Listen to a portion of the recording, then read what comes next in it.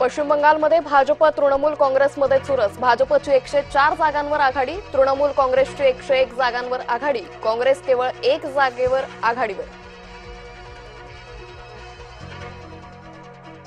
बारामती राहुरी पोटनिवडणुकीचा आज निकाल। बारामतीतून सुनेत्रा पवार तर राहुरीतून अक्षय कर्डिलेंची आघाडी।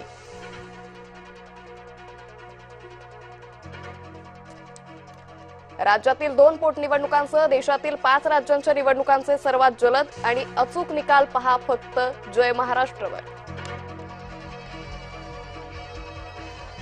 शिर्डी पोलीस मागणार भोंदू अशोक खरातचा ताबा। शिर्डी पोलिसांचं पथक नाशिककडे रवाना होणार। राहता न्यायालयाचे समन्स घेऊन शिर्डी पोलीस नाशिकला जाणार।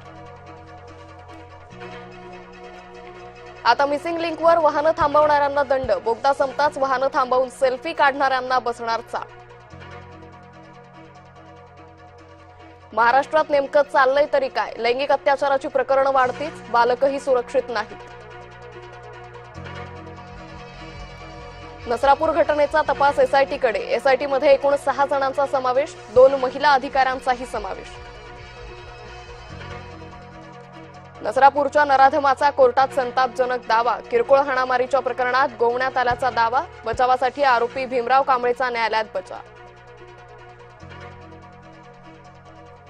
कोणत्याही राजकारण्यांनी आम्हाला भेटू नये। नसरापुरातील पीडित मुलीच्या वडिलांची मागणी। नराधमाला फाशी होईपर्यंत भेटू नका, न्याय द्या, स्पष्ट केली भूमिका। नराधमाला यमसदनी पाठवण्याचा प्रयत्न सरकार करेल। गृहमंत्री देवेंद्र फडणवीसांचं आश्वासन। प्रकरण लवकर मार्गी लावणार असल्याचीही दिली माहिती। नसरापूर प्रकरणावर अमित ठाकरेंची फेसबुक पोस्ट। आता तरी सरकारचं डोकं ठिकाणावर येणार आहे का? मनसे नेते अमित ठाकरेंचा सरकारला सवाल। नसरापूर प्रकरणात सरकारच आरोपीच्या पिंजऱ्यात। आरोपीत सरकार आहे, संजय राऊत संतापले। राज्याचे गृहमंत्रीच आरोपी असल्याचीही टीका। नसरापुरातील घटनेला सरकारनं गांभीर्यानं घ्यावं। गृहमंत्र्यांनी कडक कारवाई करावी, सतेज पाटलांची मागणी।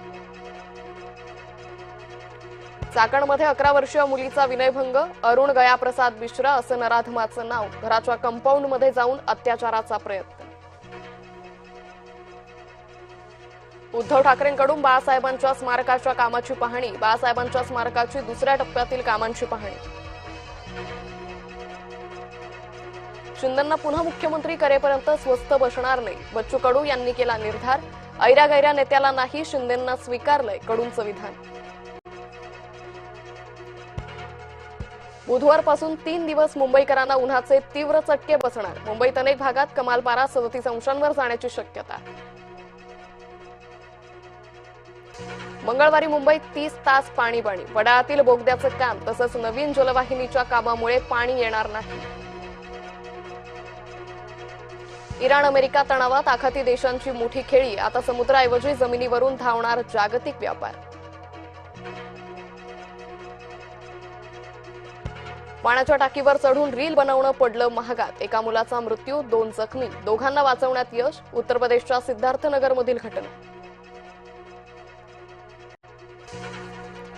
आज वानखेडेवर मुंबईसमोर लखनौचं आव्हान। दोन्ही संघांसाठी आजचा सामना असणार केवळ औपचारिकता।